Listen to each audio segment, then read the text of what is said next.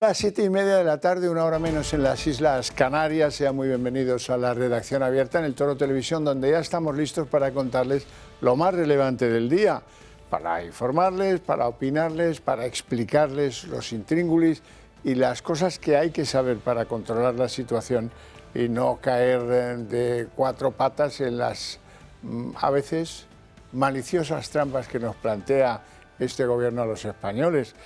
Además, eso lo queremos hacer con dos circunstancias no menores, la valentía y el rigor, porque nos parece que los periodistas tienen que ser ambas las dos cosas, rigurosos y valientes.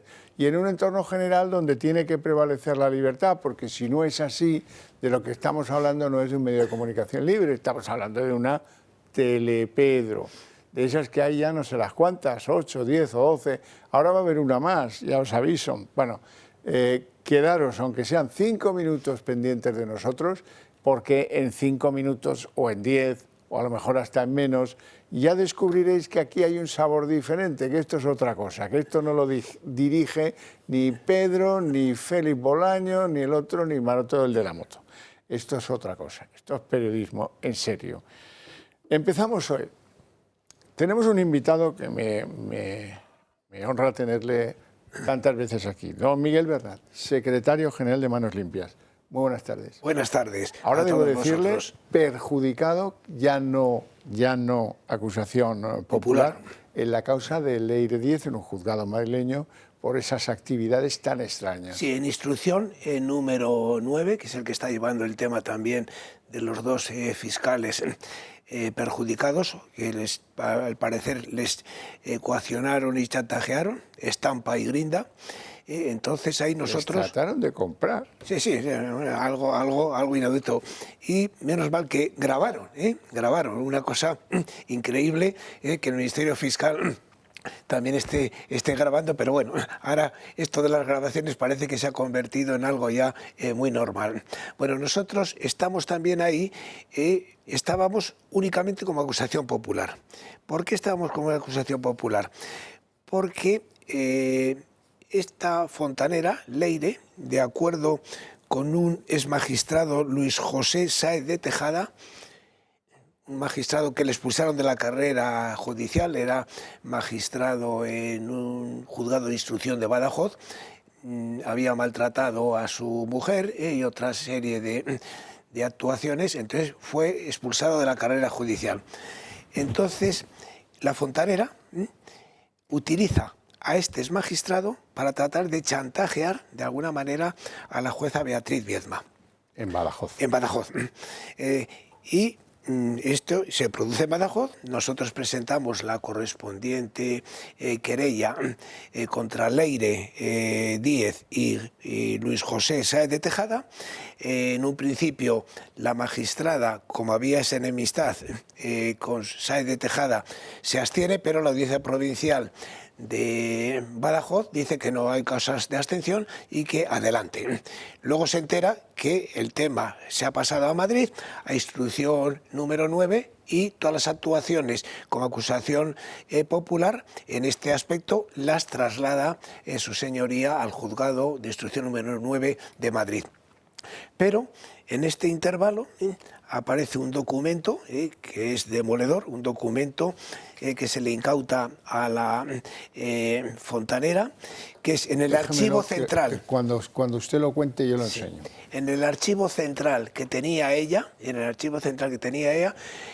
había unas carpetas para hacer unos seguimientos al juez Peinado, al fiscal Luzón, a la jueza Beatriz Viedma, a un alto cargo de la UCO y también a Manos Limpias, un control de los correos de Manos Limpias. Este es un tema... O sea, que los hackeó. Los hackeó. O sea, ustedes, ella no se sabe cómo, porque esta no es una zumbada que se hace pasar por... No, esta no es ninguna tontita. No. Parece en su imagen que es una pobrecilla de ahí, de un pueblo de Bilbao. De Portugalete. De Portugalete, pero de tonta no tiene un pelo. Es una alumna aventajada de Villarejo. Villarejo ya está amortizado. Y ahora la Moncloa ha utilizado a esta elementa, íntima amiga de Santos Cerdán, amiga de Ábalos, amiga de Coldo, etcétera. O sea, que forma parte de ese clan de organización criminal, pero su misión era investigar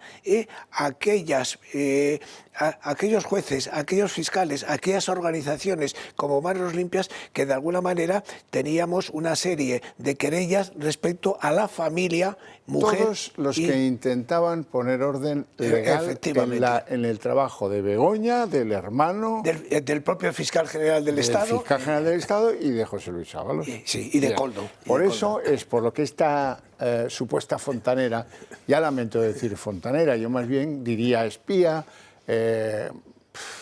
Chapucera, una espía chapucera. Sí, chapucera, de acuerdo, porque la grababa todo el mundo. Sí, tiene usted razón.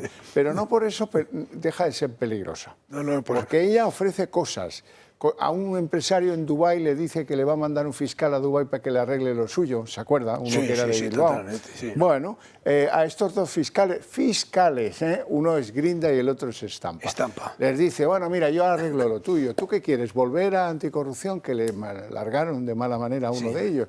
Tú volverás a anticorrupción. Pero me tienes que dar material de tu jefe. Antes dijo de Luzón, efectivamente. El apellido, Luzón.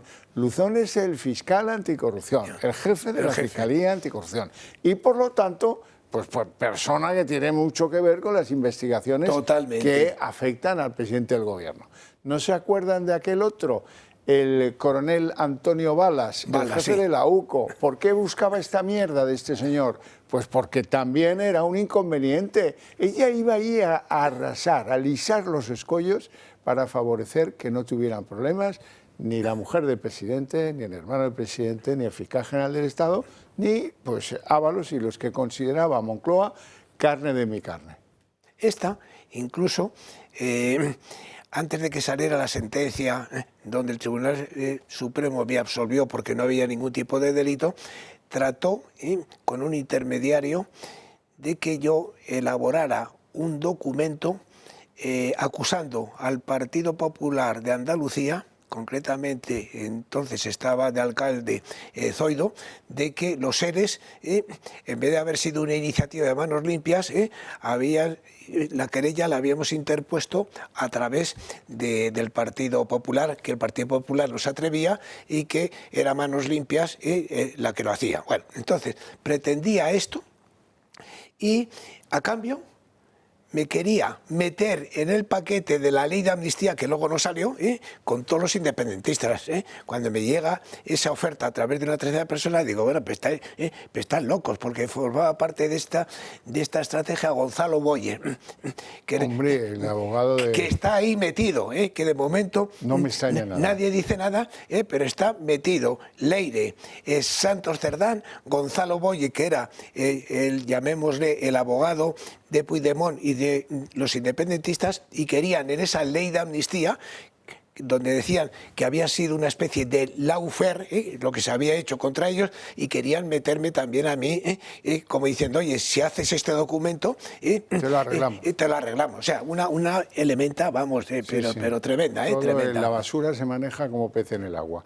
Bueno, ya les hemos contado por qué esta mujer es tan importante, esta investigación en el juzgado del juez Zamarreño en Madrid. Sí. Pues sí, es muy importante porque aquí se va a ver si esta actuaba de verdad. Es evidente que actuaba, ella lo decía a todo el mundo, a los fiscales y a todos los que la han querido escuchar. Va a venir Santos Cerdán conmigo. Luego es verdad que no iba Santos Cerdán con ella, pero ella sí lo decía. También está todo repleto de referencias al número 1. ¿Por qué decía esta señora esto está perfectamente informado el número 1? Sí, porque claro, efectivamente, Santos Cerdán podía ser el intermediario entre el número 1 y ella, en el día a día. Ahí, y verdaderamente han salido fotografías donde ella estaba al lado del número 1, de Pedro Sánchez. Por lo tanto, por su cuenta, una individua por su cuenta, ¿cómo se va a meter en esto? Tenía que tener ese respaldo. ¿Qué le importaba a Leire Díaz, Luzón, a título particular, como Leire Díaz? O Balas. O Balas, o Manos Limpias. Indudablemente venía todo del número 1, vamos, esto es clarísimo, y yo espero que según vaya avanzando la instrucción en el número 9, pues se vayan despejando esto. que para mí no son incógnitas, son hechos reales, hechos reales. Y esto es un tema gravísimo porque se está atentando, ni más ni menos, a derechos fundamentales como es el derecho a la violación de la intimidad, luego coacciones de alguna manera a los fiscales. Es tremendo. Delito de corrupción. Cuando tú le ofreces en a un definitiva, fiscal, corrupción de arriba abajo. ¿Tú qué quieres, nene? Dice, yo quiero, tú no dices que quieres un destino en América del Sur, pues yo te lo... Hombre, pero chaval, pasa, anda. Ahora, me tienes que traer basura de Marchena. Sí, de Manuel Marchena, que ha empezado ahora. El primero fue del que hablamos, se acordarán, Manuel García Castellón. Ahora ya también es de Marchena, que ahora está juzgando precisamente al presidente de la Sala Segunda del Tribunal Supremo, está juzgando, le ven al lado, porque el sinvergüenza del fiscal general del Estado se ha querido sentar donde no le corresponde. No, por cierto, muy bien que haya sacado ese tema. Ya tiene instrucciones el abogado que representa Manos Limpias en el caso del fiscal general del Estado, antes de que se inicie el juicio, va a hacer una petición formal de que el fiscal no se puede sentar donde los abogados de las acusaciones, ni al lado de la abogacía del Estado, ni al lado de la Fiscalía. Se tiene que sentar en la silla como cualquier otro ciudadano, porque sería patético ver un juicio a una persona y resulta que la silla vacía. ¿Vale? ¿Pero dónde se ha visto semejante barbaridad? No vamos a pasar por esto. El tribunal tiene que darnos la razón y la fotografía tiene que ser sentado en el banquillo, en la silla, de cara al tribunal y de cara a las acusaciones populares. Hasta no se le ha permitido, que no se le tenía que haber permitido, pero en los testimonios, bueno, estaba sentado donde no le correspondía, pero ahora mismo un interrogatorio, pero bueno, ¿dónde se ha visto que esté sentado al lado del abogado del Estado, de la Fiscalía, que tiene obligación de acusar, que no va a acusar, porque se ha convertido en un abogado más, lo mismo que la abogacía del Estado, que por cierto es una malversación de caudales públicos el que haya utilizado a la abogacía del Estado en un tema particular que tenía que haber contratado un abogado privado. Esa es otra anomalía tremenda. Y yo tengo aquí precisamente, que me ha llegado hoy, un documento demoledor de la Asociación de Abogados del Estado. Sí, donde, sí, lo he visto. Donde dice que no se puede tener un abogado del Estado para un presunto delito de revelación de secretos y que tenía que haber cogido un abogado particular. Pues ya sabe lo que habrá que hacer con ese escrito. Por cierto, vamos a ver, digamos el asunto más novedoso del día de hoy. Hemos sabido que Ábalos, sobre todo Ábalos y Koldo también, pero este ya va un poco más de remolque, han decidido personarse como acusación particular en la causa contra esta tipa, Leire Díez, y sus pócimas enmerdadoras. Así es que, ¿por qué ha pedido esto en estos momentos Ábalos? Él dice que porque ella estaba maniobrando en nombre del PSOE para modificar la línea de defensa que él tenía con el abogado anterior. ¿Cómo lo ve usted? Yo veo que es algo rocambolesco, o sea, no tiene ni pies ni cabeza. Yo no sé si lo que quieren es contaminar un proceso que se está llevando perfectamente bien. Ahora la incidencia de esa personación, retorciendo el argumento que acabas de comentar, no tiene ni pies ni cabeza. No tiene ni Ábalos ni Koldo tienen la legitimación bajo ningún concepto, ni como acusación popular, y menos como perjudicados. ¿En qué les están perjudicados?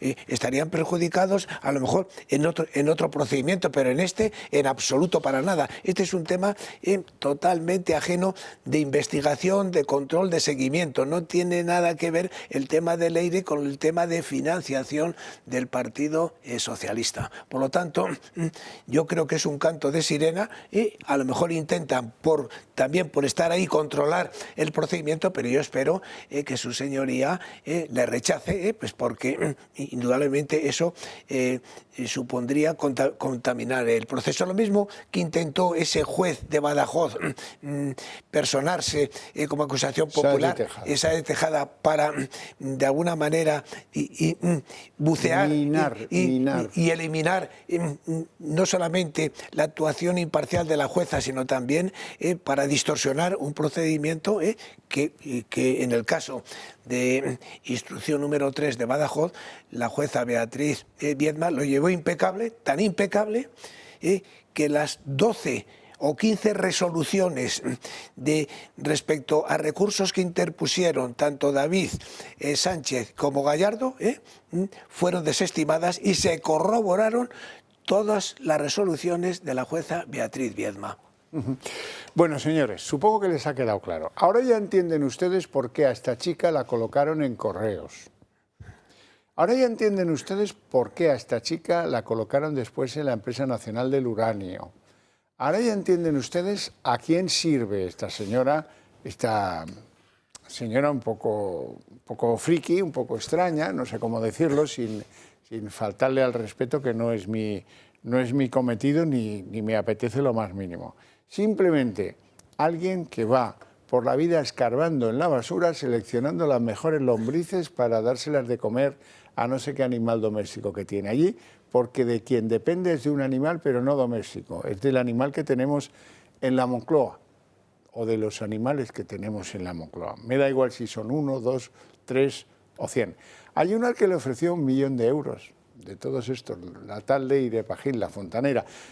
Por cierto, voy a dejar de llamarla fontanera porque luego me mandan cartas los señores fontaneros, dignísimos ellos, bueno, dignísimos pero que siempre llegan tarde, también hay que decirlo, fontanero llámale hoy y ya veremos cuándo pasa por tu casa. Pero bueno, en serio os digo, del mismo modo que me sulfura que ella se califique de periodista de investigación sin serlo, pues entiendo el ofuscamiento de los dignísimos fontaneros que están allí con la llave Stilson y que llega esta y la llamamos todos fontaneros sin que lo sea. Bueno, es comprensible. Bueno, declara el lunes como imputada en este juzgado Leire Díez y veremos a ver en qué queda todo esto. Don Miguel Bernat. Da usted cuidado, que ya se la montaron una vez y por lo que veo sigue habiendo alguien que... Bueno, ya habréis visto que en la comparecencia en la Comisión de Investigación en el Senado de Pedro Sánchez, como atacó a manos limpias, como en la entrevista... Increíble esa entrevista, parecía que el país era el Ola, con fotografías a todo color. También en la entrevista que le hicieron a Pedro Sánchez a la carta, también atacó ayer a manos limpias diciendo que sí, eran unas denuncias basadas en recortes de prensa, etcétera. Bueno, está obsesionado con nosotros. Bueno, pues muy bien, ya se le pasará la obsesión. Ya ha dictado sentencia, sí. Sin ser, diciendo que el fiscal general es inocente. Y lo peor es que dice que esto él ya lo sabía, pero lo que ha oído y lo que ha visto durante el juicio lo ha todavía convencido más. No sé por qué canal de televisión sigue el juicio, porque yo todo lo que veo... Es todo lo contrario. Todo lo contrario. No hay ninguna prueba que le pueda en estos momentos sacar, exculpar. No, ninguna. Todos los indicios señalan que fue autor del delito. Y luego, ¿por qué dice él que quiere volver a repetir a partir del 2027? Porque como sabe que le van a condenar al fiscal general, a su esposa y a su hermano, pues para tener las manos para el indulto, porque como estos juicios sigan adelante con condena y todavía continúe Pedro Sánchez, no va a entrar en la cárcel claro, ninguno. Lo que pasa es que tendríamos que ir todos al psiquiatra como majaretas perdidos si después del 27 y esas 3 condenas los españoles siguieran votando a este tipo para que continúe en la Moncloa. No me lo creo, Don Miguel, no me dé usted esos sustos que hoy yo he dicho que no se va a comer el turrón. No, yo también lo creo. Bueno, pues le agradezco mucho este ratito aquí con nosotros gracias. Y contarnos estas peculiaridades sin las cuales uno acaba no entendiendo nada. Gracias, de verdad. Vosotros. Bueno, vamos a continuar, porque empezamos en el escenario internacional, donde al final se ha producido un acuerdo. Hay 7 o 8 congresistas del Partido Demócrata que se han bajado de la disciplina de partido que les obligaba a estar en contra de la administración de Donald Trump y al final han llegado a un acuerdo. Así es que se acaba el shutdown. Y ahora los funcionarios, 40 días después, 40 días, yo no me imagino aquí a los funcionarios españoles estando a pie de obra 40 días sin cobrar. En Estados Unidos lo han estado hasta hace 3 o 4 días, cuando empezaron a faltar a sus lugares de trabajo los contenedores aéreos, la gente de seguridad de los aeropuertos, lo cual obligó a un cierre brutal de las expectativas de vuelo en Estados Unidos.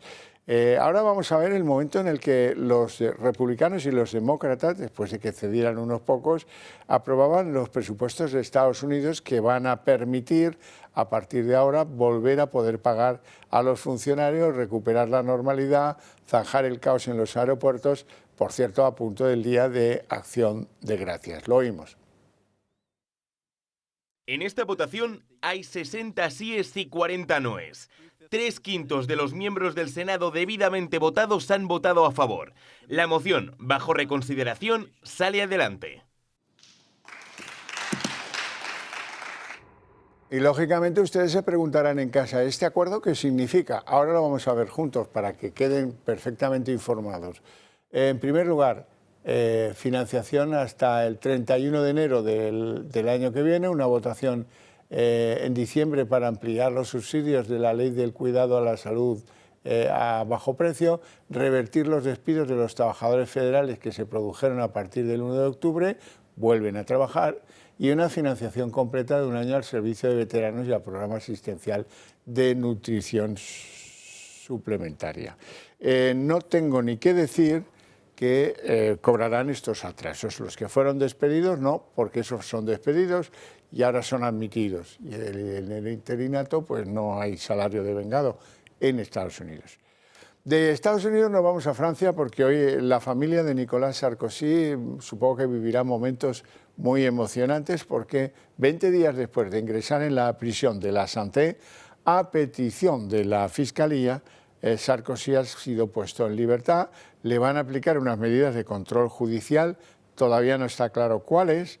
El exmandatario reitera su inocencia y dice que ha planteado, como ya es sabido, un recurso contra su encarcelamiento, que está pendiente de decidir en el tribunal, en la Corte de Apelaciones, que estar en la cárcel es una terrible experiencia. Cuenta que por la noche los presos, estaba en una celda de privilegio, ¿verdad? Con un escolta, etcétera y tal. Pero aún así, pues en los patios de la cárcel lo increpaban por la noche, etcétera, etcétera. Ahora ya en casa con Carla Bruni, con su mujer y con sus hijos. ¿Y por qué? Por si alguien no se acuerda. Bueno, pues lo encarcelaron al considerarlo culpable de haber financiado alguna de sus campañas electorales del pasado con dinero que venía del líder libio el Gaddafi. Y eso pues se consideró probado, y eso pues le llevó a la cárcel en aquel sentido, momento casi heroico, momento en el que su mujer le acompañaba hasta el vehículo policial que le llevó a la Santé.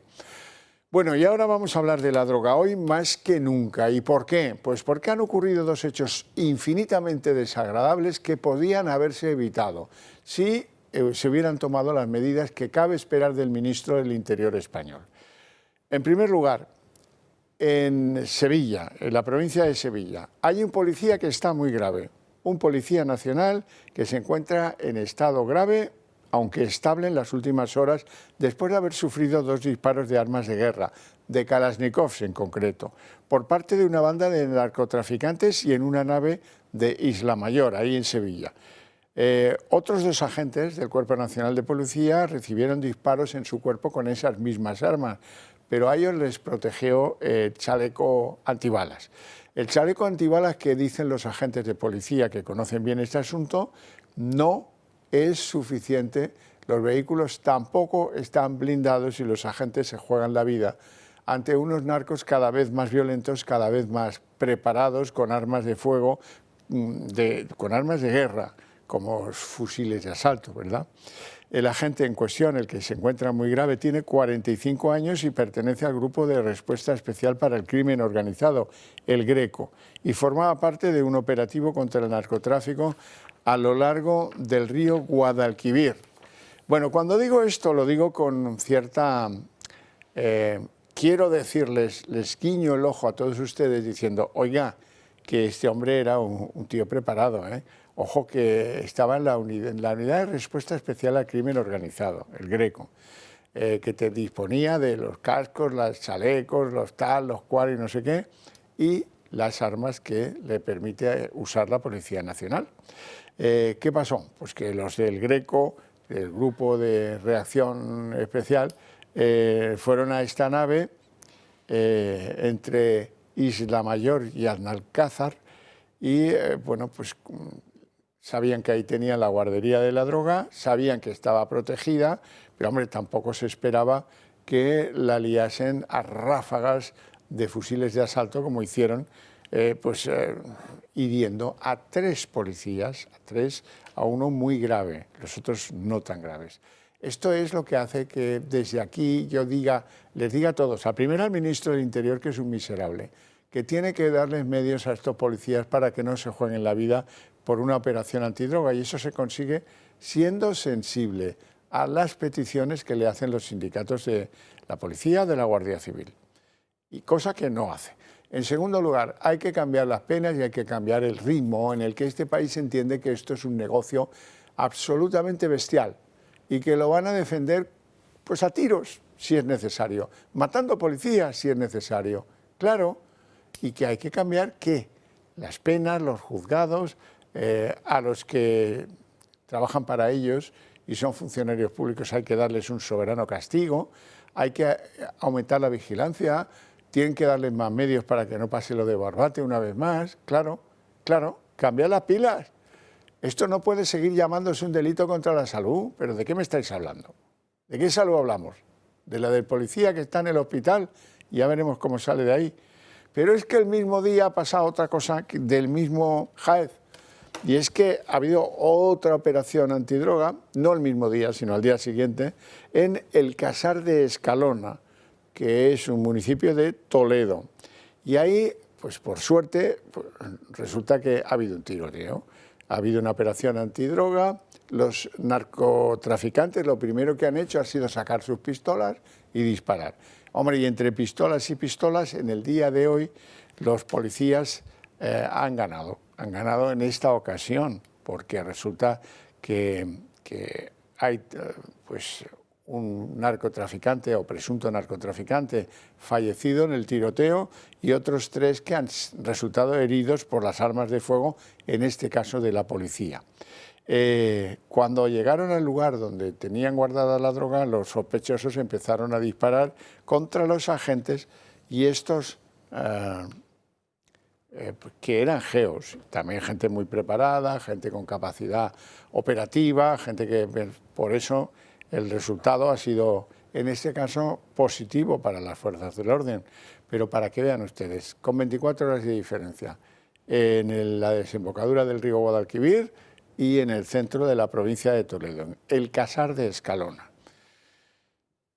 Y ahora díganme ustedes que no, que hay que seguir ignorando estas cosas y haciendo que la policía se las ventile con unos chalecos que no resisten el impacto de balas de armas de guerra. Ese es el problema que ha llevado a un hombre a estar grave y ya veremos cómo sale del hospital y cuándo. Bien. Bueno, es increíble la falta de sensibilidad para con las cosas que son las importantes. Y esta es una que es verdaderamente importante. Les voy a hablar del viaje de los reyes a China. Concretamente, los reyes han iniciado un viaje a la ciudad de Chengdu, en principio luego irán a Pekín, lógicamente. Chengdu es la provincia o la capital de la provincia de Sichuan, donde se está celebrando un foro empresarial de máximo nivel. Hay que recordar que China capta el 30% de las exportaciones de porcino españolas. Hay que recordar que si tenemos dificultades comerciales con Estados Unidos, aquí puede haber oportunidades, aunque hay que ser serio en la vida, porque si China aplaude a España en la prensa oficial, los periodicuchos comunistas, por alinearse abiertamente con China y no rendir pleitesía a Estados Unidos, pues a lo mejor eso nos trae más disgustos que ventajas. La prensa china comunista alaba a Sánchez por su traición inteligente a sus tradicionales alianzas. Dicho en chino, ellos se han dado cuenta de que es un traidor. Inteligente porque al final ha traicionado a los enemigos de China, pero traidor. Y tampoco está de más que alguien le reproche este tipo de cosas al presidente del gobierno español, que no ha acompañado a los reyes. Él tiene agenda propia. El que ha ido de acompañante de los reyes o de ministro de jornada a China es Carlos Cuerpo, que está metido en un lío fantástico porque fue a despedirse de España, acompañando a los reyes, de una guisa, con una vestimenta que ahora van a ver ustedes, y que a mí me hace sonreír, porque la verdad es que, a ver si lo vemos ampliado, sobre todo los pantalones podían pasar por los pantalones de un pijama de invierno. En fin, decir también que Estados Unidos prepara una ley contra el espionaje chino que podría acabar suponiendo un castigo contra España. ¿Por qué? Pues por contratar a Huawei. Washington dice que, oiga, esto no se puede consentir, va a crear un nuevo organismo de contrainteligencia que va a combatir explícitamente la infiltración de China en las agencias norteamericanas.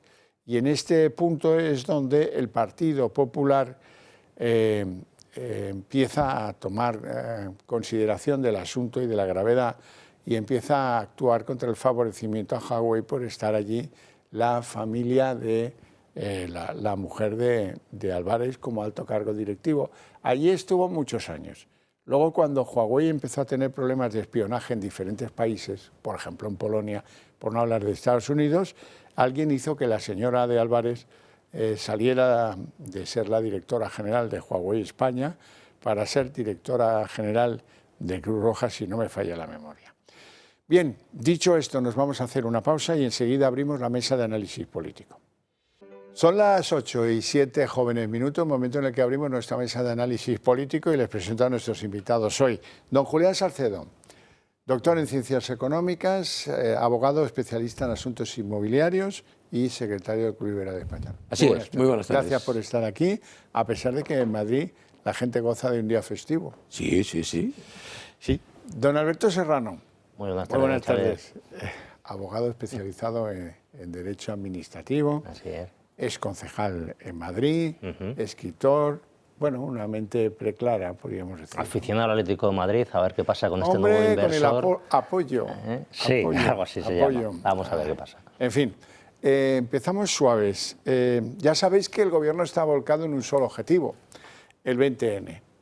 El 20N se van a volcar Televisión Española, el PSOE, el Gobierno, hasta el ministro ese Bustinduy se va a volcar, es el que más, en todos los contrafestejos del día de la muerte de Francisco Franco.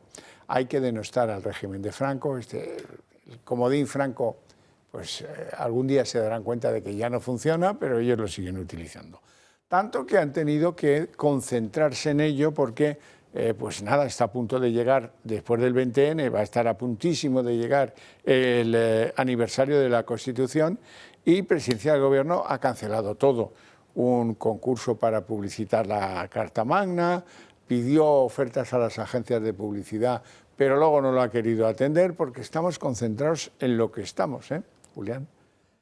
Sí, bueno, yo no sé, claro, está claro que habrá un porcentaje, creo, espero que minoritario, de gente que tenga un gran interés por, en un caso, festejar el 20N y en otros, pues, denostar el 20N, ¿no? Pero yo, si alguien me lo permitiera, le sugeriría al Gobierno que en vez de perder mucho tiempo preparando los fastos del 20N, que se dediquen a elaborar y a presentar los presupuestos, ¿no? Que van a sernos mucho más útiles, ¿no? No perdamos el tiempo con esto, ¿no? Pero si ir para nada es tontería, como se diría esto en Madrid. Un castizo diría, pero el presupuesto, ¿para qué? Si ir para nada es tontería, ¿no? Sí, abundando en lo que dice don Julián, otro día estuve en un acto en el cual se hablaban de estos temas y tal, me invitaron unos amigos en un acto a mayor gloria de Pedro Sánchez, una gran sala aplaudiéndolo, solo a 4, yo y 3 más, lógicamente, y me llamó la atención que había como hasta 7 ministros del gobierno, es decir, medio gobierno y el más representativo toda la mañana ahí en ese evento que no era nada. Por lo tanto, me imagino que el 20N irán todos. Se ha dicho que en paralelo se ha cancelado un contrato que tenía que ver con los actos de la Constitución. Se ve que no les interesa este tema, ¿no? Y en cualquier caso, qué mala gestión, ¿no? O sea, generar un contrato, lanzarlo, publicitarlo y luego, oye, que no da tiempo a la hora de ejecutarlo, lo dejamos ahí, que en fin, es algo secundario. Como no está Ángel Víctor Torres presionando para que se acelere el tema, pues se queda ahí tirado, por lo que parece. No interesa el acto y el día de conmemoración de la Constitución, está claro. Está claro. Bueno, ya saben ustedes que dijo Aldama, tampoco es que Aldama sea un personaje inocente, ¿verdad? Pero dijo que había cenado con Ángel Víctor Torres en el reservado del restaurante vasco madrileño Jai Alai. Jai Alai quiere decir en vasco juego divertido y es el juego de la pelota vasca. Bien, ¿y cuál es el resumen de las conversaciones que ha recordado en un medio de comunicación Aldama? Pues el resumen es que el presidente de Canarias quería test PCR, test de antígenos, como fuera, que le daba igual si fueran los test de antígenos útiles o que no lo fueran, que fueran mejores o que fueran peores. Y ha reconstruido Aldama la explicación de lo que pasó en esa cena. Ocurrió durante el suministro de mascarillas de la trama Canarias. Lo peor del coronavirus había pasado y Ángel Víctor Torres quería reabrir los aeropuertos al turismo.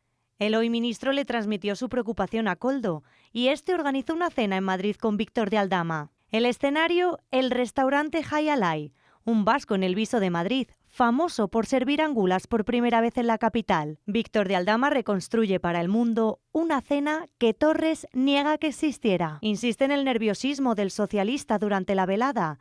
Quería test PCR a toda costa. Le daba igual que no fueran buenos. Se sentía presionado por los empresarios y por las pérdidas del turismo, fundamental para las islas. En la cena también estuvieron presentes José Luis Ábalos y un socio de Aldama.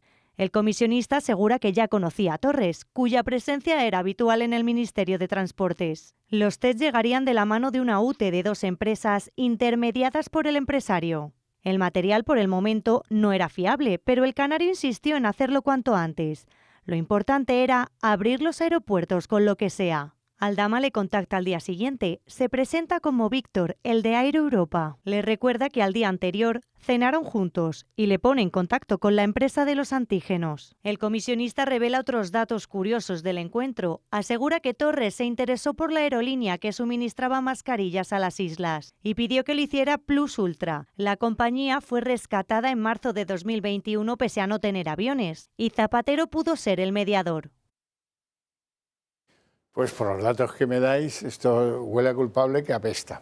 Sí, se ha hablado un poco de los test de antígenos, pero es el mismo negocio que las mascarillas. En ese momento eran requeridos y bueno, había que tenerlos, digamos, operativos, sirvieran algo o no sirvieran para nada. Yo recuerdo en esas fechas un viaje que hacía, por razones familiares, a Mallorca y era el mismo procedimiento. Llegábamos a un aeropuerto y entonces todo aquel que no tenía un test previamente hecho, no sé si 24 horas antes, que era muy complejo de adquirir, tenías que someterte a ese test. Pero claro, lógicamente aquello se desbordó. Y había un problema, que no había protocolo para qué va a hacer si daba positivo. ¿Qué hacemos? Los retenemos aquí, de vuelta, les deportamos. Entonces al final, después de tener retenidos a la gente 5 o 6 horas, los dejaron pasar pese a estar con positivo. Imagínense ustedes qué disparate. Pero el caso está en tener un material que justificar derivado de un gasto, que es la sensación que tuvimos todos en ese momento. Pero vamos a ver, ¿estos test para qué?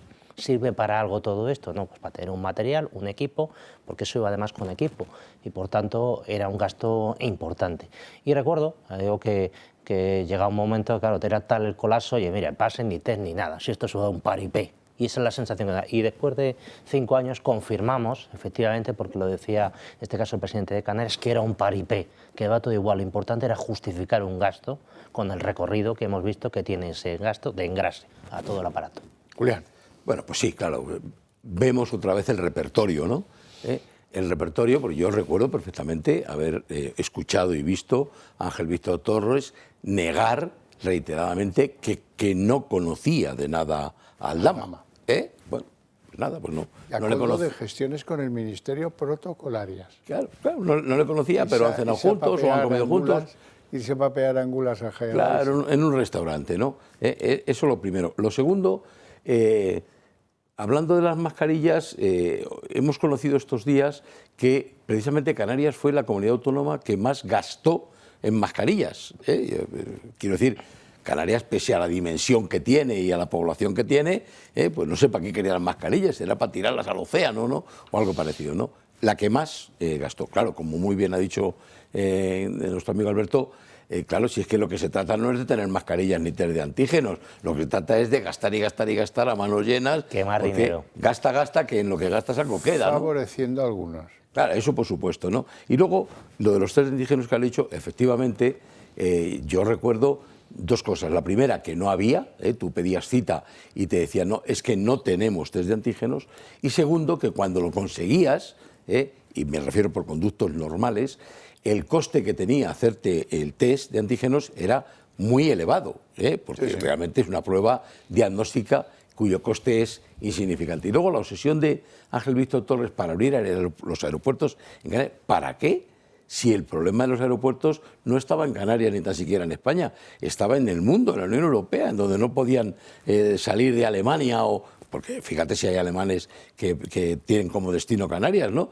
¿Para qué quieres tener los aeropuertos abiertos si no salen los aviones, ¿no? Pero bueno, como muy bien has dicho, se trata de mover dinero. A lo mejor era el momento, que yo no me lo sé, pero hubo un momento en el que algunos aeropuertos en España estaban cerrados y en Europa ya estaban empezando a abrirse. Pues es posible. Bueno, vamos con quizás el tema del día, porque por un lado tenemos que de las declaraciones de unos y de otros vamos haciendo una composición del lugar de lo que maneja el juez zamarreño, el juez del caso Leire Díaz, a la que no voy a llamar fontanera una vez más, sino voy a llamarla espía peculiar, porque si no se me va a calentar la boca. Bien, la espía peculiar ofrecía todo tipo de acuerdos a unos y a otros para quedarse con mierda con la que desacreditar, hundir en la miseria a una serie de personas, un grupo cada vez mayor, los fiscales Grinda, Estampa, el juez Manuel García Castellón, el de la UCO Antonio Balas, en fin, pum, pum, pum, la familia va creciendo. Hoy se incorpora a la familia un juez importante, un juez interesante, Manuel Marchena. ¿Por qué? Porque es el actual presidente de la Sala Segunda del Tribunal Supremo, es uno de los que tiene que juzgar al fiscal general del Estado y entonces la pregunta es ¿por qué la cloaquera mayor del PSOE entre gusanos y ratas en las basuras anda buscando cosas contra Marchena? Pues a lo mejor es porque ya sabían que estaría en el juicio del fiscal general, no lo sé. Y la novedad del día es que Koldo y Ábalos están pidiendo personarse en el caso. Dicen los que conocen a Ábalos, Koldo habla poco, él habla con su mujer de recoger billetes y tal, este tipo de cosas, sí, lo otro no. Pero Ábalos dice que han querido conducir, alguien en nombre del PSOE ha querido conducir su defensa, se siente aparentemente muy ofendido, tampoco sé si esto no deja de ser más allá que una trampa más de las que manejan estos chapuceros del fango. José Luis Ábalos y Koldo García piden personarse como acusación particular en el caso de Leire Díez. Aseguran que la espía del PSOE trató de influir en sus defensas con el único fin de beneficiar al PSOE. Lo consideran una red de injerencias y filtraciones orientadas a condicionar actuaciones judiciales y policiales. De esta forma, Koldo y Ábalos tendrían acceso a todos los documentos de la causa. La espía del PSOE no solo intentó obtener información sobre los fiscales Alejandro Luzón o José Grinda, también puso el foco en Manuel García Castellón. Así lo revela la denuncia que Estampa remitió a la Fiscalía Superior de Madrid. Una denuncia que detalla con precisión cómo el Círculo Socialista intentó obtener información con el único objetivo de desacreditar a los investigadores que cercaban al entorno de Moncloa. El fiscal Estampa ha aportado además nuevos datos a la investigación. En las últimas horas ha remitido al juez que investiga a Leire Díez unas conversaciones por WhatsApp con el empresario Luis del Rivero, quien presuntamente actuaría de intermediario entre el fiscal y la espía del PSOE. En dichas conversaciones ambos concretaron una cita y fue cuando Leire Díez ofreció a Estampa devolverle el caso Villarejo a cambio de información comprometedora de aquellos que investigan al presidente del gobierno. Además, en los mensajes puede leerse claramente cómo ambos se refieren en varias ocasiones a el uno, supuestamente quien decidía. Según Estampa, el uno es el presidente del gobierno, Pedro Sánchez. Así lo declaró el fiscal el pasado miércoles en sede judicial. Los mensajes revelan claramente la oferta del PSOE para frenar investigaciones clave, como por ejemplo la investigación al fiscal general. Las cloacas del PSOE también confeccionaron dosieres contra Manuel Marchena, uno de los 7 miembros del Tribunal Supremo que juzga a Álvaro García Ortiz. Santos Cerdán, Leire Díez y Javier Pérez Dolcet trataron de recopilar información y grabaciones sensibles contra el magistrado con el fin de involucrarlo en escándalos y cuestionar así su imparcialidad. Julián Salcedo. Bueno, ha salido un nombre que nos recuerda a algunas épocas pasadas, ¿verdad? Luis del Rivero. Luis del Rivero, presidente de SACIR en épocas pasadas, le recordamos todos como aquel que orquestó una operación para tumbar al presidente de BBVA, merecidamente o inmerecidamente, pero orquestó aquello y le costó un gran disgusto y precisamente la salida de la presidencia de SACIR, ¿no? Y es que esto nos demuestra que hay personajes que aparecen reiteradamente una y otra vez en todo este tipo de operaciones, de tramas orquestadas, tarde o temprano, no sabemos con qué interés concreto. En aquel momento, en el del BBVA, lo que sí que recuerdo perfectamente es que el PSOE tenía dentro, incluso algunos hombres dentro, como Miguel Sebastián, por citar un ejemplo, y algún otro, y tenía mucho interés en hacerse dueño, digamos, controlar desde dentro el BBVA, ¿no? Y bueno, Luis de Rivero, seguramente con otra motivación que era mucho más económica, se prestó a aquello, ¿no? Entonces, a mí me parece importante que haya salido su nombre, vamos a ver hasta dónde llega, pero el mero hecho de que esté vinculado con Leire Díaz, desde luego no habla muy bien de él, ¿no? No es de las personas a las que ninguno, por lo menos a mí, nos gustaría estar muy cerca, ¿no? Y luego la otra parte, lo que hemos dicho ahora, de que Ábalos y Koldo se quejan de que efectivamente ahí están dinamitando su estrategia de defensa. Creo que la estrategia de defensa en un pleito, en un juicio de esta naturaleza es clave, porque si no, las defensas no están concertadas, se pueden hacer muchísimo daño unas a otras y desmontar los argumentos de otro de los imputados, ¿no? Entonces, bueno, vamos a ver en lo que queda, ¿no? Alberto. Sí, yo creo que Ábalos y Koldo tienen miedo de que a lo mejor Leire Díaz en un momento determinado derive responsabilidades en ello. No, esto me lo mandaba Ábalos, me lo mandaba Koldo y quieren participar en ese proceso. Hay que recordar que las partes en el proceso tienen acceso a toda la documentación. El sumario, los procedimientos, en fase de instrucción es secreto, pero no para las partes. Y por tanto las partes pueden acceder a las líneas de defensa directa del Leire y es adelantarse y además, bueno, de algún modo saber a qué atenerse de cara a sus propios procedimientos. Por tanto, hasta cierto punto me parece lógico dentro de lo que es esto, que es una desbandada, una lucha entre bandas, Chicago años 30, y a ver quién saca antes la metralleta o la bomba armada. Por otro lado, también se ha comentado en el vídeo cómo Leire Díaz hacía unas prácticas que a mí me suenan a también años 30, otro continente, Europa, eso parece la Gestapo. Parece la Gestapo, parece estos grupos armados que se dedicaban a investigar y a desprestigiar a determinados profesionales para literalmente extorsionarles, ¿no? En el caso de Marchena o de Manuel García Castellón, pues evidentemente no han sacado nada, deduzco que son gente total y absolutamente limpio, como por otro lado es el criterio que tengo sobre ellos. Pero a mí lo que me preocupa de esto es que ella venía con una coraza que es nueva, que ha salido recientemente, que yo soy periodista, por tanto tengo secreto de información a mis fuentes y por tanto estoy acorazado y nadie me puede decir absolutamente nada. Entonces me preocupa mucho esto porque vemos un cierto deterioro de la profesión que se ve en las tertulias, en los ambientes donde vemos a determinados periodistas hablando de información y enfrente a otros señores que hacen también de periodistas, supuestamente insultándoles, no dejándoles hablar, torpedeándoles, y vamos un poco a ese modelo de información que son auténticos kinkis, por así decirlo, pero que pretenden beneficiarse de las prerrogativas propias de la profesión, ¿no? Y eso me parece terriblemente hiriente, ¿no?, para la información, bueno, ¿no? ¿Me permite usted medio segundo, solo medio, perdón?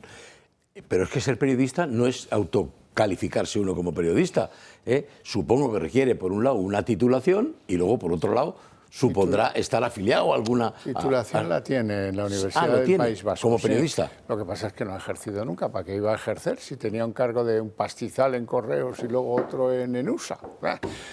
Vamos a lo que vamos.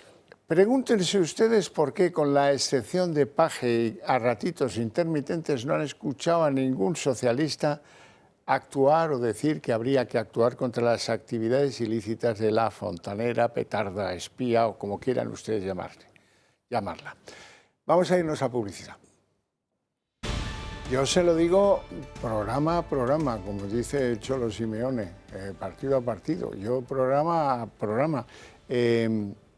Si han llegado a la conclusión de que compartimos ideas ustedes y nosotros y quieren que esas ideas se trasladen a cada vez más españoles, de los que puede que descubramos que piensan como nosotros, utilícennos, apóyennos, permítannos ser la correa de transmisión de esas ideas. ¿Cómo podéis ayudarnos? Pues muy fácil.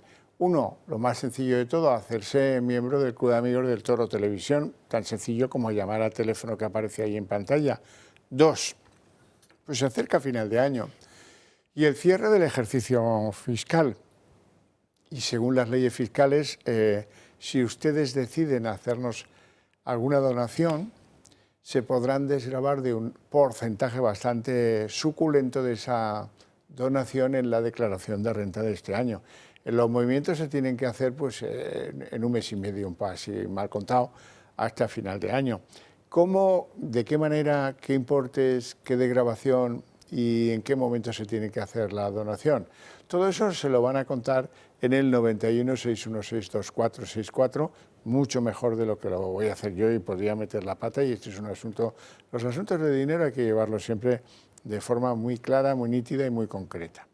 Bueno, continuamos con nuestra tertulia porque resulta que, fíjense lo que dice Sánchez en una entrevista al diario Amigo, El País, el diario Amigo, El País, este fin de semana. Resulta que él debe ver, todo esto lo debe ver por la cadena de televisión esta que está preparando para que se la monte Contreras o alguno de los amigos habituales. Iba a decir otra cosa más fea, porque se han lucrado con las cadenas de televisión de la izquierda, lo que no está escrito. Bueno, dice que ahora que lo ve y lo oye, todavía está más convencido desde que empezó el juicio de la inocencia del fiscal general del Estado. Debe ver televisión con las antenas aquellas de cuernos, porque de verdad que yo he seguido muy puntualmente las declaraciones de unos y de otros, y chico, me parece que no ha habido ninguna de los que tienen peso ahí, de los fiscales que han ido a declarar, ninguna que los culpe. Eso está clarísimo, no se me hubiera escapado. Y sí hay muchos que han dejado sobre la mesa indicios suficientes para una condena. El Gobierno de España, por supuesto que cree en la inocencia del fiscal general del Estado, y tras lo escuchado y visto esta semana, más aún. La verdad se acabará imponiendo y la verdad es que el fiscal general del Estado es inocente. Y los dos que están ahí para aplaudir, puestos sentados delante, ¿qué me decir de ellos? Majos, ¿eh?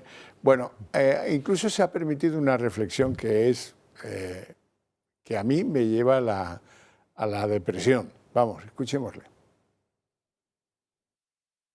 El resultado de las políticas en España y en este contexto europeo tan escorado hacia la ultraderecha, hace más evidente la necesidad de seguir consolidando políticas socialdemócratas, políticas de progreso tanto en España como abrir paso en Europa. Y creo que la responsabilidad que tiene ahora mismo este gobierno de coalición progresista para con sus ciudadanos, pero también a nivel europeo, donde se están decidiendo muchas de las cosas que van a afectar a los ciudadanos en el corto y en el medio plazo, exigen que el gobierno de coalición progresista continúe con su labor. Y todo eso, pues evidentemente me ha llevado a una reflexión no solamente con mi partido, sino fundamentalmente con mi familia, que es la que está sufriendo directamente las consecuencias de este compromiso y esta responsabilidad para anunciar que efectivamente doy ese paso y que en 2027 me presentaré a la reelección. Yo no quiero, pero es Europa la que me empuja a hacer este sacrificio terrible. Ya verás cuando te imputen al hermano, a la mujer y al fiscal general del Estado, qué carita se te va a quedar. Feijóo está que rompe, dice que Sánchez ha roto la independencia judicial al decir esto de que desde que escucha y sigue el juicio le cree todavía más inocente. que ha dicho este fin de semana durante un juicio en el Tribunal Supremo que el fiscal general es inocente, rompiendo la independencia judicial. Esto no había ocurrido en ningún momento de nuestros 50 años de democracia. Que el presidente del gobierno interfiera delante del Tribunal Supremo es un síntoma inequívoco de su falta de calidad democrática y de su falta de ética y de responsabilidad. Mire, quédese usted tranquilo, que los magistrados que instruyen la causa, desde luego tienen una impresión diferente de lo que han visto en el juicio de la que tiene este señor, que debe ser tener un problema visual de enorme dificultad. Julián Salcedo. Bueno, yo he dedicado un ratito hoy a ver todos los vídeos que hay grabados de esa larga entrevista que ha mantenido para El País, y en el que deja muchos titulares. Este probablemente, estos dos que acabáis de poner, sean los más significativos, pero ha dejado muchos titulares. Coincido plenamente con lo que ha dicho usted, don Javier, y es que, claro, que él quiera defender la inocencia del fiscal general del Estado, pues es que no le cabe otra, porque es que realmente, probablemente, de que pueda resultar declarado inocente o no, podría tener muchísimas consecuencias sobre el gobierno, incluso a lo mejor sobre su propia persona.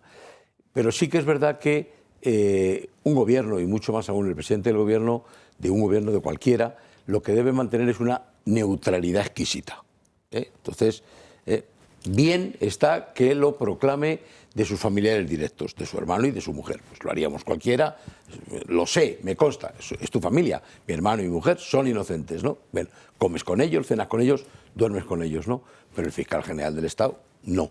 Y desde luego esas declaraciones, más aún con las declaraciones que he escuchado estos días, ¿no? Que veo y que escucho. Claro, pero si es que como se está transmitiendo en directo, lo escuchamos todos. Yo hasta ahora no he escuchado ninguna favorable. Las más son, no lo recuerdo, no lo sé, sí, no me consta. Yo sé que efectivamente el fiscal general de Estado, algunos periodistas, ¿no?, es inocente, pero con el respeto profesional me impide decir por qué tengo esa información. Pues dígalo usted, no es nada, ¿no? Sáltese usted antes de que pudieran llegar a condenar a un inocente, ¿no? Entonces, eso, y luego esas alusiones permanentes a la internacional ultraderechista, ¿no?, que no existe. Existe una internacional socialista que preside él. Claro, pero no ultraderechista, ¿no? Y luego estos amigos, no sé si de nuevo cuño, pero de los que se rodea, Lula, Boric, Petro. Ya no me aludo a Maduro, porque probablemente él no le trata Zapatero, ¿verdad? Pues sí, es que es lo mejor de cada casa, quiero decir, en una época en la que estamos viendo que Sudamérica está virando claramente hacia otro lado. Tres cosas. En primer lugar, empezando por Feijóo, ha dicho que este señor no respeta la independencia del Poder Judicial, realmente no respeta la división de poderes, se mete con el legislativo, se mete con los órganos constitucionales de control, con todo el mundo, porque es un autócrata y cree en la concentración del poder, modelo venezolano. Esto es Pedro Sánchez. Él tampoco es un hombre que crea demasiado, ya creo que tendría que proponer, yo creo, señor Feijóo, reformas que la están reclamando muchas organizaciones o muchas asociaciones de jueces en favor de la mayor independencia del Consejo General del Poder Judicial, del Tribunal Supremo, del Tribunal Constitucional, pero eso es otra historia. ¿Qué ha pactado el señor Feijóo con el señor Sánchez? Claro, que ha pactado el señor Feijóo, por eso digo que tampoco él es un ejemplo para presumir de este tema. En segundo lugar, dice el señor Sánchez que tiene que llevar a cabo esas políticas progresistas de progreso y tal, pero si no lleva a cabo ninguna política, lo venimos diciendo en este programa al principio, no tiene presupuestos. Por otro lado, no aprueba ninguna ley. El año pasado, el año de peor producción legislativa de la historia de España, de la democracia, en 40 años, y este año probablemente podamos superar ese récord, estaremos en el mismo término. Por tanto, este señor no desarrolla ninguna política progresista si no es con el visto bueno del señor Puigdemont. Y lo último que ha dicho, proclamando la inocencia, es en el seno del fiscal general del Estado, de una cosa que está deslizando en muchos medios de propaganda, que son básicamente que el delito, supuesto delito que podía haber cometido el fiscal general del Estado, es trasladar la información a la prensa. Y eso no es lo que se está enjuiciando ante el Tribunal Supremo. El traslado a la prensa es irrelevante. Lo importante es quién ha sacado, quién es el responsable de que esa información haya salido de la Fiscalía General del Estado, que es donde tenía que estar guardada. Ese es el artículo 417 del Código Penal que se le está enjuiciando, no quien ha dado el botón y le ha dado trasladado a la prensa, de tal manera que la ves, no, si este señor no se ha comunicado conmigo, es como si voy yo, don Julián, oiga, que yo sé la información, pero no me ha dado traslado el fiscal general del Estado, por tanto es inocente, no, es que la información que tengamos nosotros da igual, lo importante es la persona que ha sustraído, siendo su obligación, custodiar esa información que tenía que ser en todo caso responsable. Y esto es lo que están tratando de deslizar, de tal manera que algunos periodistas dicen, no, si yo tenía la información antes, y puede ser hasta verdad, pero eso no le impediría de responsabilidad, no sé qué libraría de responsabilidad al señor fiscal, porque ya le digo, la persona que ha trasladado a la prensa... Habría que preguntarles, hay uno que dijo que la tenía una semana antes. Pues ese señor, si la tenía una semana, porque quien se la pasa probablemente sea un jefe político que dice, oye, retén esta información. Esto es evidente, es una explicación más que evidente. Entonces ese supuesto jefe político a lo mejor es quien se comunicó con el fiscal general del Estado y quien tenía esa información. Entonces, eso no le atribuye responsabilidad por este tema a ese jefe político, le atribuye responsabilidad al que ha sacado la información de la Fiscalía y se la ha dado a este señor, y luego este señor ya la circula. Pero es que esa información no tenía que estar ni tan siquiera en poder del fiscal general del Estado. De la misma forma que la información no tiene por qué estar en poder o ser de conocimiento del director general de la agencia tributaria. Si precisamente es de lo que se trata, de preservar el secreto de la información. Claro. Y el segundo paso es revelarla. Y de no tratar a los contribuyentes en función a si son la pareja de un oponente político, que es el fondo del meollo de la cuestión. Bueno, vamos a Valencia. Pasan los días, pasan las horas. El miércoles acaba el plazo. El miércoles tenemos que saber a quién definitivamente propone el Partido Popular para ser el candidato sustituto que tiene que afrontar unas votaciones en las que quien manda es Vox, porque el PP no tiene mayorías para poder imponer un sustituto. ¿Se estará negociando o no se estará negociando? Miren, yo, que llevo ya algunos años en esto, no me creo lo que me están contando, pero bueno, allá cada uno. Lo oficial es que hay un tal Pérez Llorca, le van a escuchar, que dice que a él no le han propuesto nada y lo que es más importante, dice que la decisión la tienen que tomar en Madrid, lo cual yo le agradezco porque a veces pues estas cosas se tratan de enmascarar, se tratan de diluir y tal, no, bueno, porque habrá unas consultas, por supuesto, será el PP de Valencia el que tome... No, este ha sido claro y ha sido, en este caso, honesto. La decisión la tiene que tomar Feijóo. Nadie de su partido le ha ofrecido entonces ser el candidato en este momento. No, a mí nadie me ha comunicado que deba ser yo el candidato. Si el PP se lo pide, ¿usted aceptará? Cuando eso se plantee, lo pensaré y lo decidiré.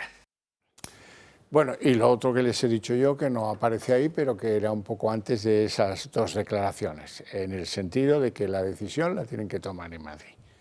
¿Y qué dice Vox? Hasta que no haya candidato no podemos hablar. Bueno, créanselo o no se lo crean. Pues vamos a escuchar a Ignacio Garriga. Vox asume las negociaciones con discreción. Que el circo mediático en torno a las conversaciones con el Partido Popular no se va a producir de la mano de Vox y, por tanto, decirles que a medida que vayamos avanzando en las conversaciones con el Partido Popular, a medida que el Partido Popular comunique quién es el candidato y, por tanto, podamos hablar con el designado y poner los intereses de los valencianos, las estrategias políticas que permitan avanzar en esa recuperación de Valencia, pues les iremos informando. Zona de confort total, por un lado que estamos actuando con mucha discreción, por el otro que hasta que no haya candidato, ¿cómo vamos a...? Bueno, bien, ahora son ustedes dueños de creerse que están hablando cada día, más de una vez, o que no están hablando porque unos han dicho que hasta que no haya candidato no se habla. Sí tengo que advertirles de una situación que empieza a enturbiar todo esto, una especie de nubarrón negro, que es el efecto de las elecciones extremeñas, porque claro, aquí pues la señora Guardiola en Extremadura va a decir, a ver si en Valencia vais a ceder a cosas que yo no cedo aquí, y en qué papel me va a dejar esto, claro, porque todo es muy difícil en este país. Bueno, ya veremos en qué queda, nadie lo sabe. Sí, me queda una cosa que es interesante. que Feijóo pida el voto para su partido, para el PP. Es como quien dice, olvidaros de la cosa esta de la cogobernanza con Vox, olvidaros de todo esto, votar al Partido Popular, ha visto encuestas y ha debido pensar que no avanza al ritmo que se esperaba. Por supuesto que crece el malestar, por supuesto que la gente necesita desahogo, pero un desahogo de 5 minutos no sirve para nada, les sirve a ellos para quedarse en el mismo sitio. El mayor desahogo es ganar. Y añado, por experiencia, el mayor desahogo es ganar y gobernar. Es poder cambiar las cosas de principio a fin. Es hacer lo opuesto a lo que lleva haciendo el gobierno estos años. Bueno, sí, que vale, que de acuerdo, lo de siempre. Vamos a lo que vamos. ¿Cómo veis lo de Valencia? Bueno, lo primero es reiterar una vez más que qué mal se está gestionando todo el proceso de sustitución de Mazón. Ya referirnos de nuevo a que debería de haber dimitido hace un año no vale para nada porque no dimitió. Dimitió el lunes pasado mal, en un momento inapropiado y de una forma incomprensible, hasta el punto de que en los primeros minutos no se sabía si había dimitido o no había llegado a dimitir, ¿no? Bueno, ya está, ahora está claro que ha dimitido. Segundo, ¿cómo es posible que después de un año tuviera el Partido Popular o no decidida la sustitución de Mazón?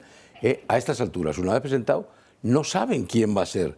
No es que se lo estén guardando en la muñeca aquí o en la manga de la camisa, se lo estén guardando para despistar, ¿no? Es que no lo saben. O sea, y este buen hombre, Pere Llorca, que está diciendo, no, yo no sé, a mí nadie me ha dicho nada. Y claro, la pregunta es, ¿y si se lo proponen, usted qué va a decir?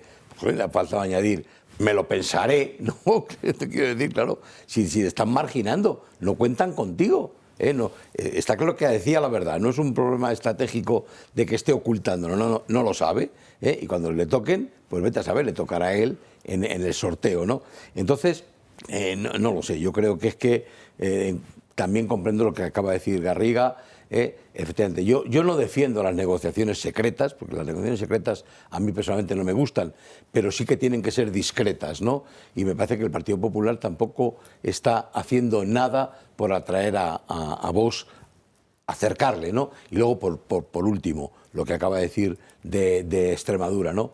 Bueno, si hay líneas rojas, o hay un camino a seguir, ese debería ser el mismo, da igual en qué comunidad autónoma y con qué mayoría se cuente o no se cuente, ¿no?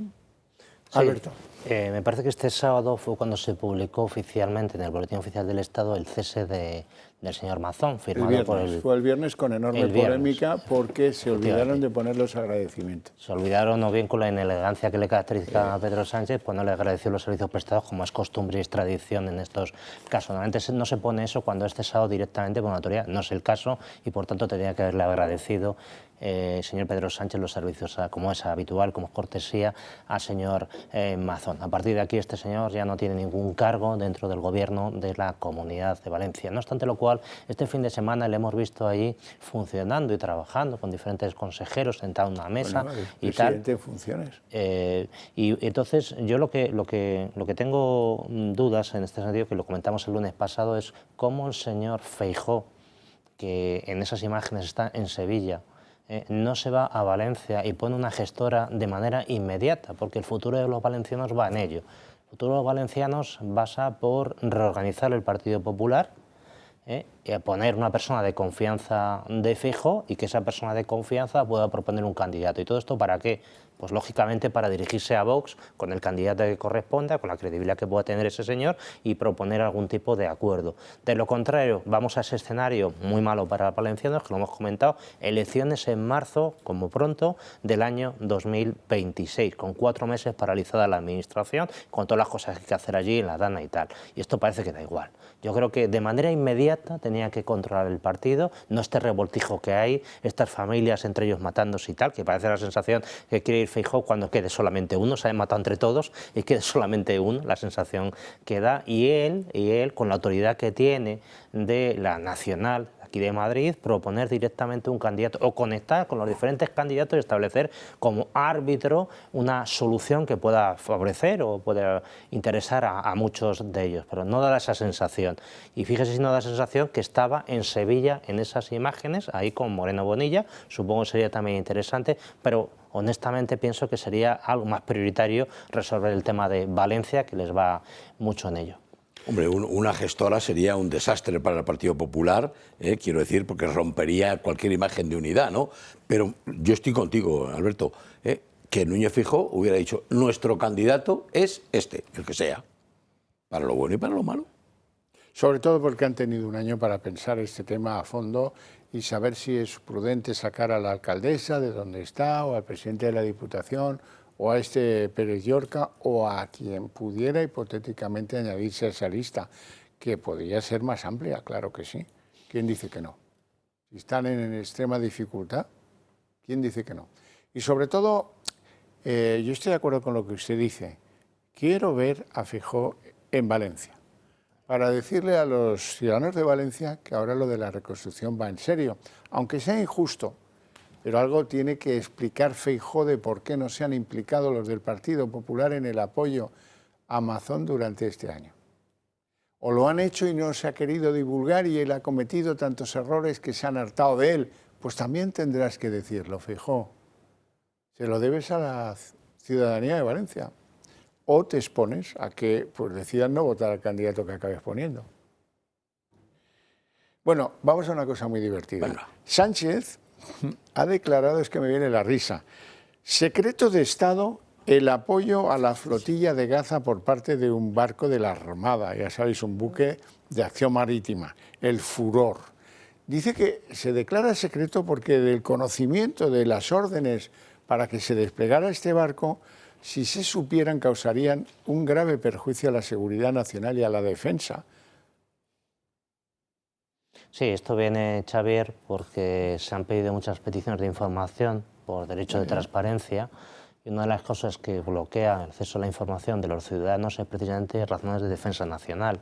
Es una auténtica tomadura de pelo pensar que este viajecillo de apoyo al turismo, por así decirlo, pueda comprometer la defensa nacional. Lo que estaban pidiendo mucha gente es cuánto ha costado para rendir cuentas. Si tampoco un gobernante, después de no respetar ninguno de los poderes del Estado, tampoco quiere rendir cuentas, pero en manos de quién estamos.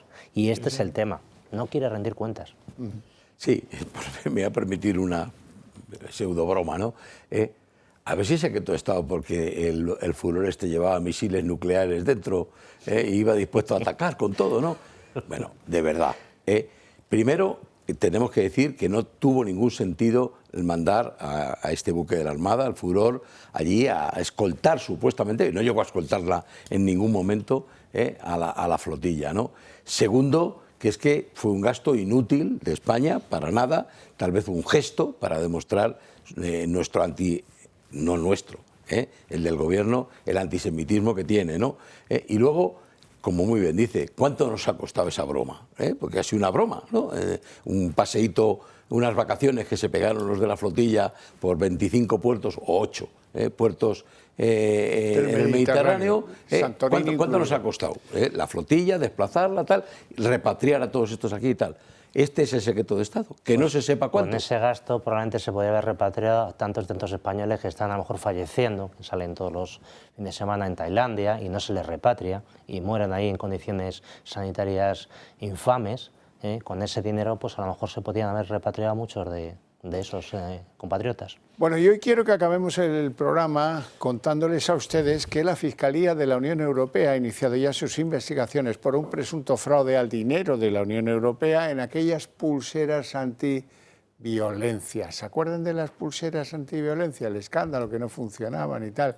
Bueno, pues parece que incluso se utilizaron fondos europeos en la compra de estas pulseras.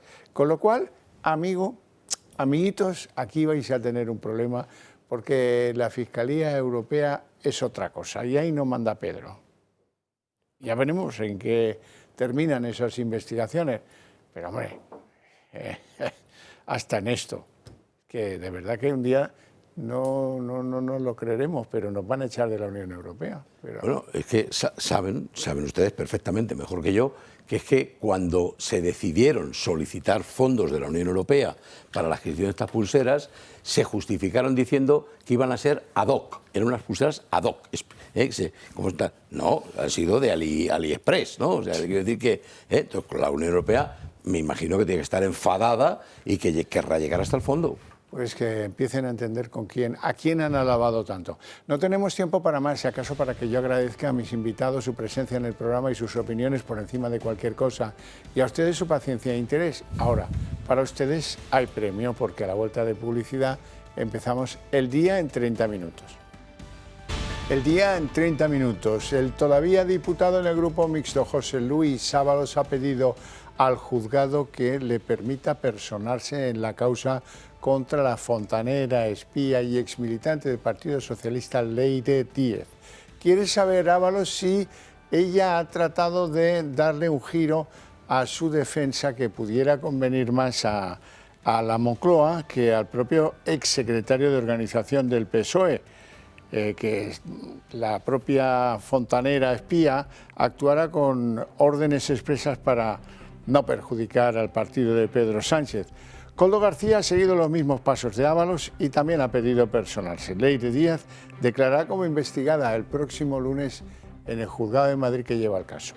Y hoy al rosario de jueces y de fiscales señalados por Leire Díez se suena Manuel Marchena, uno de los jueces que integran el tribunal que ahora mismo está juzgando al fiscal general del Estado. Él era el presidente del Prusés y además es uno de los jueces que va a tener que dirimir una parte del caso Koldo. Él se suma a otros muchos, entre ellos al fiscal anticorrupción Alejandro Luzón. Leire Díez, aquí se lo contamos, intentó acceder a él a través del fiscal Estampa. Él ha podido acreditar a través de pruebas como WhatsApp que ella le aseguró que actuaba y que detrás de todo estaba el Uno. José Luis Ábalos y Koldo García piden personarse como acusación particular en el caso de Leire Díez.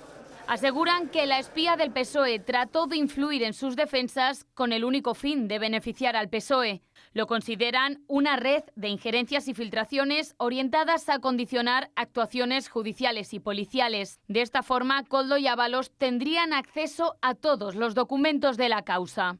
La espía del PSOE no solo intentó obtener información sobre los fiscales Alejandro Luzón o José Grinda, también puso el foco en Manuel García Castellón. Así lo revela la denuncia que Estampa remitió a la Fiscalía Superior de Madrid. Una denuncia que detalla con precisión cómo el Círculo Socialista intentó obtener información con el único objetivo de desacreditar a los investigadores que cercaban al entorno de Moncloa. El fiscal Estampa ha aportado además nuevos datos a la investigación. En las últimas horas ha remitido al juez que investiga a Leire Díez unas conversaciones por WhatsApp con el empresario Luis del Rivero, quien presuntamente actuaría de intermediario entre el fiscal y la espía del PSOE. En dichas conversaciones ambos concretaron una cita y fue cuando Leire Díez ofreció a Estampa devolverle el caso Villarejo a cambio de información comprometedora de aquellos que investigan al presidente del gobierno. Además, en los mensajes puede leerse claramente cómo ambos se refieren en varias ocasiones a el Uno, supuestamente quien decidía. Según Estampa, el Uno es el presidente del gobierno, Pedro Sánchez. Así lo declaró el fiscal el pasado miércoles en sede judicial. Los mensajes revelan claramente la oferta del PSOE para frenar investigaciones clave, como por ejemplo la investigación al fiscal general. Las cloacas del PSOE también confeccionaron dosieres contra Manuel Marchena, uno de los 7 miembros del Tribunal Supremo que juzga a Álvaro García Ortiz. Santos Cerdán, Leire Díez y Javier Pérez Dolcet trataron de recopilar información y grabaciones sensibles contra el magistrado con el fin de involucrarlo en escándalos y cuestionar así su imparcialidad. Leire Díez, la espía fontanera, la mujer que trató de corromper, que trató de comprar a algunos fiscales con prebendas que solo podía dar el gobierno, a cambio de que le facilitaran basura para atacar a jueces y fiscales.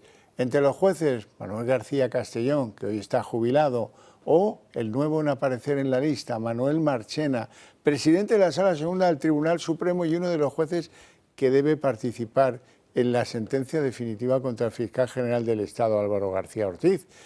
¿Qué buscaba Leire Pagín? Pues buscaba que de esos fiscales, entre ellos el de anticorrupción, o de esos jueces, encontrar cosas que pudieran arruinar su reputación, vincularles con algún caso de corrupción falsa o de otra forma, eso da igual. La declaración de Leire Pagín será de Leire Díez, perdón, no de Leire Pagín, que esa fue otra Leire. Tendrá lugar la semana que viene, el próximo lunes, pero tanto el fiscal Estampa, que la grabó en una conversación, que la considera además persona que fue mimada por el gobierno, porque, vamos a ver, recuérdenlo, el gobierno se la llevó a Correos y luego a la Empresa Nacional del Uranio. ¿Qué interés tenía el gobierno en esta señora? Que tampoco parece un portento en lo de erudición.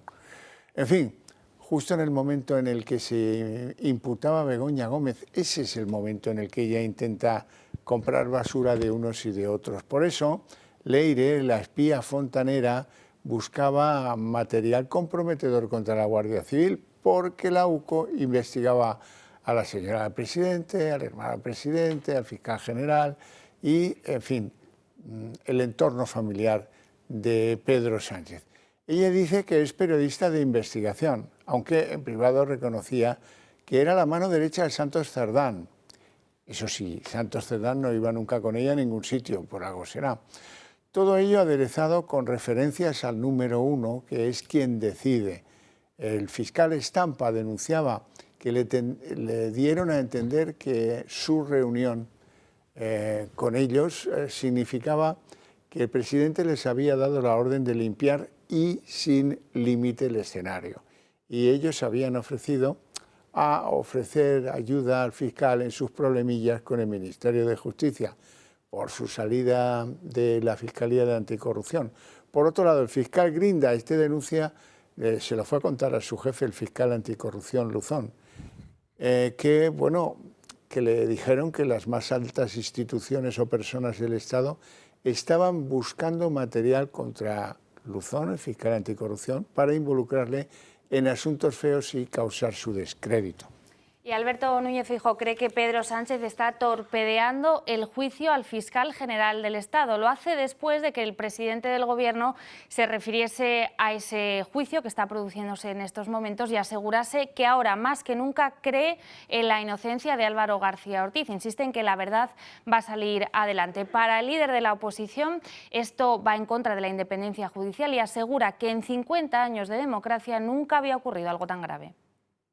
Que ha dicho este fin de semana durante un juicio en el Tribunal Supremo que el fiscal general es inocente, rompiendo la independencia judicial. Esto no había ocurrido en ningún momento de nuestros 50 años de democracia. Que el presidente del Gobierno interfiera delante del Tribunal Supremo es un síntoma inequívoco de su falta de calidad democrática y de su falta de ética y de responsabilidad. Y tampoco en el mundo judicial han caído bien estas declaraciones de Pedro Sánchez, que luego escucharemos. La Asociación de Fiscales, la mayoritaria en el sector, cree que el presidente está presionando y deslegitimando a los tribunales con su defensa de la inocencia de García Ortiz. La asociación cree que Sánchez ha usurpado funciones a los tribunales, ya que dice en un comunicado la función de juzgar corresponde exclusivamente al Tribunal Supremo. Esta actitud, creen los fiscales, no es acorde a los principios constitucionales que supuestamente rigen el Estado de Derecho. Piden neutralidad y respeto a todas las instituciones constitucionales. Bueno, esto nos lleva al punto de que hay que repasar en esa entrevista con El País qué es lo que dijo y no Pedro Sánchez. Dice que el fiscal general es inocente. Y más aún tras lo visto y escuchado en el juicio. Y ahí es cuando ya llega una cosa que a uno le desborda. El jefe del Ejecutivo puede decir que la verdad se acabará imponiendo, pero no considerar, porque esto es un asunto absolutamente patético, que crea que con arreglo lo visto y oído en el juzgado haya un solo elemento nuevo que desarticule el delito que se imputa al fiscal general del Estado. Más bien todo lo contrario. hay muchísimos indicios, sobre todo de los testigos importantes, que son los fiscales que estaban junto a Álvaro García Ortiz en la Fiscalía General del Estado. Así es que, a pesar que tenga Pedro Sánchez un problema con la percepción de la realidad, no teman ustedes porque el juicio le está yendo bastante mal al fiscal general. Por supuesto que cree en la inocencia del fiscal general del Estado y tras lo escuchado y visto esta semana, más aún. La verdad se acabará imponiendo y la verdad es que el fiscal general del Estado es inocente.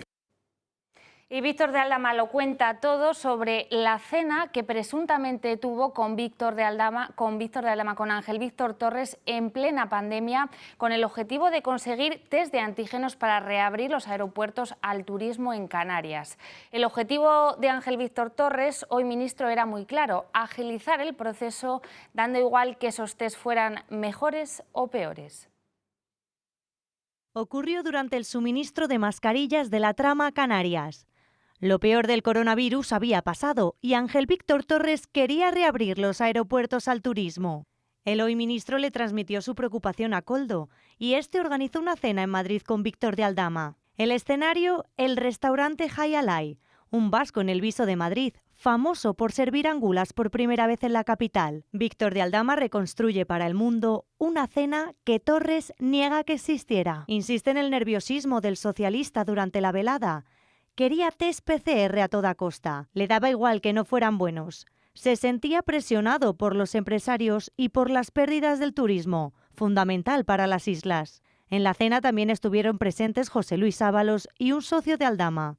El comisionista asegura que ya conocía a Torres, cuya presencia era habitual en el Ministerio de Transportes. Los test llegarían de la mano de una UTE de 2 empresas intermediadas por el empresario. El material por el momento no era fiable, pero el canario insistió en hacerlo cuanto antes. Lo importante era abrir los aeropuertos con lo que sea. Aldama le contacta al día siguiente, se presenta como Víctor, el de Aero Europa. Le recuerda que al día anterior cenaron juntos y le pone en contacto con la empresa de los antígenos. El comisionista revela otros datos curiosos del encuentro. Asegura que Torres se interesó por la aerolínea que suministraba mascarillas a las islas y pidió que lo hiciera Plus Ultra. La compañía fue rescatada en marzo de 2021 pese a no tener aviones y Zapatero pudo ser el mediador. Comienza una semana clave para que el Partido Popular, sus órganos nacionales, designen al candidato a sustituir a Carlos Mazón como presidente de la Generalitat Valenciana. Quedan apenas 9 días. El miércoles próximo se tiene que tener solucionado este asunto. Y ahí se abre otro largo periplo, que es el periplo de la negociación con Vox. El PP no tiene mayoría absoluta en la Cámara Valenciana, así es que necesita del voto de Vox para encumbrar a la elegida o al elegido, ya lo veremos. Así es que hoy Ignacio Garriga, el secretario general de Vox, pedía calma y reafirmaba que Vox está a la espera de que el PP se decida sobre quién va a ser el candidato y luego pues empezarán a hablar con esa persona a propósito de un posible apoyo de la formación de Abascal al futuro candidato a presidente de la Generalitat de Valencia. Ahora sí ha aparecido un nubarrón nuevo que no teníamos en ese escenario valenciano y es la influencia de lo que se vaya a ceder o no a Vox en esas negociaciones respecto de las elecciones en Extremadura que tendrán lugar el 21 de diciembre. Vox asume las negociaciones con discreción. Que el circo mediático en torno a las conversaciones con el Partido Popular no se va a producir de la mano de Vox y, por tanto, decirles que a medida que vayamos avanzando en las conversaciones con el Partido Popular, a medida que el Partido Popular comunique quién es el candidato y, por tanto, podamos hablar con el designado y poner los intereses de los valencianos, las estrategias políticas que permitan avanzar en esa recuperación de Valencia, pues les iremos informando. Semana después de la dimisión de Carlos Mazón, ha roto su silencio el principal candidato a sucederle, Juan Fran Pérez Llorca, secretario general de los populares en la Comunidad Valenciana y portavoz en las Cortes. Él ha reconocido contactos con Vox, pero pide discreción para seguir llevando a cabo esas negociaciones. Nadie de su partido le ha ofrecido entonces ser el candidato en este momento. No, a mí nadie me ha comunicado que deba ser yo el candidato. Si el PP se lo pide, ¿usted aceptará? Cuando eso se plantee, lo pensaré y lo decidiré. Juanma Moreno Bonilla, presidente andaluz, ha cesado a la viceconsejera de Salud, María Luisa del Moral. El cese viene precedido de muchas otras dimisiones y destituciones dentro del mismo departamento. Y para sustituir a María Luisa del Moral, ha nombrado al subdirector médico de un hospital privado de Asisa y también alto cargo del Partido Popular, se llama Nicolás Navarro. Recuerden que en octubre dimitía la consejera de Sanidad por el asunto de los cribados que afectan a las pruebas de 2.000 mujeres y que son uno de los principales problemas políticos que tiene la presidencia del Gobierno en Andalucía. Y hoy ha comenzado la visita de Estado de los Reyes a China, la primera como jefes de Estado y también una de las primeras que se ha producido en muchos años. Sus majestades han llegado esta mañana a Chengdu, capital de la región de Sichuan, donde hay uno de los 5 consulados españoles del país. El viaje busca reforzar las relaciones comerciales con China y los reyes están acompañados allí del ministro de Economía, Carlos Cuerpo. En concreto, el Gobierno persigue lo siguiente: reducir el déficit comercial de 40.000 millones de euros con el gigante asiático. ¿Cómo? Exportando más nuestros productos estrella con China, esto es la carne de cerdo y los medicamentos, que es lo que más exportamos, y abriendo la venta a otros nuevos. Entre los citados hoy por el ministro Cuerpo estarían la maquinaria y los coches. Y Nicolás Sarkozy ha sido puesto en libertad en el día de hoy, a primera hora de esta tarde, bajo supervisión, eso sí, judicial, después de 20 días en la cárcel parisina de la Santé. Ha sido la Fiscalía la que ha pedido que se arbitrara esta solución provisional de dejar en libertad a Sarkozy a la espera de otros recursos presentados por sus defensores contra la decisión de encarcelarle. El expresidente francés fue condenado a 5 años de prisión por corrupción en la financiación de alguna de sus campañas electorales con dinero que provenía de fondos del líder libio Muammar el-Gaddafi. Y en Estados Unidos ayer domingo fue el peor día del cierre gubernamental, afectando esto al tráfico aéreo con más de 10.000 vuelos retrasados. Hubo además 2.700 vuelos cancelados, siendo la compañía estadounidense Delta Airlines una de las más afectadas. Se vio obligada a cancelar o a retrasar el 52% de sus vuelos principales. El aeropuerto internacional O'Hare de Chicago, que atendió 40 millones de pasajeros en el primer trimestre de 2025, lideró ayer la lista de cancelaciones de salida. Y entre tanto, bueno, hay esperanza y parece que ese cierre del gobierno de los Estados Unidos, el más largo de la historia, podría tener los días contados. Trump gana la batalla a los demócratas, que cambian ahora de bando en el Senado para empezar a tramitar los presupuestos. El presidente ha llevado todos estos días, se lo hemos contado, la situación al extremo, negándose a conceder al Partido Demócrata los subsidios sanitarios que pedían a cambio de restaurar las cuentas públicas. Al menos 8 personas han perdido la vida y 15 han resultado heridas de diferente consideración, algunas de ellas graves, en una especie de atentado que ha tenido lugar en el centro de Nueva Delhi por la explosión de una bomba. Eso ha tenido lugar en el principal atractivo turístico de la capital india, el Fuerte Rojo, y pues por ahora no se conoce cuál es el objetivo de ese supuesto atentado o el motivo de la explosión. Esos 3 heridos que se encuentran en estado de suma gravedad podían engrosar el ya no corto balance de víctimas por consecuencia de este atentado. Y brutal agresión a 2 policías que se encontraban en esos momentos fuera de servicio en Alcalá de Henares. Los agentes salían de cenar con otro grupo de compañeros y fueron sorprendidos por 6 individuos que les abordaron por la espalda y sin mediar palabra les agredieron. Ambos están ingresados con graves lesiones, entre ellas fracturas y pérdida de visión temporal en un ojo. El ataque ha sido denunciado por la Unión Federal de Policía, que denuncia la pérdida del principio de autoridad y pide el reconocimiento de profesión de riesgo. Los agresores están vinculados a una barriada conocida allí en Alcalá de Henares como el Lianchi. Uno de ellos ya está detenido por un delito de lesiones. Bueno, Marina, ¿dónde preferirías encontrarte tú a un ciervo? Yo creo que en ningún sitio, en un bosque si acaso, pero desde luego donde se lo encontraron todas estas personas, no, hasta 8 personas fueron ayer testigos, domingo, del encontronazo con un ciervo, atención, en un parking municipal. El animal estuvo danzando a sus anchas por el centro urbano de Zamora durante casi 4 horas. Hasta 8 personas se encontraron con él y llamaron al 112 para que se hicieran cargo del animal. Tuvieron que curarle varias heridas, sedarlo y poco después lo soltaron en un paraje natural. Desde luego, toda una anécdota que podría haber terminado peor. Bueno, ya está aquí el día. En 30 minutos les deseamos una feliz noche a todos, especialmente a los que decidan continuar con la señal del Toro Televisión. Y les dejamos con Sandro Mico como cada día. Hasta mañana.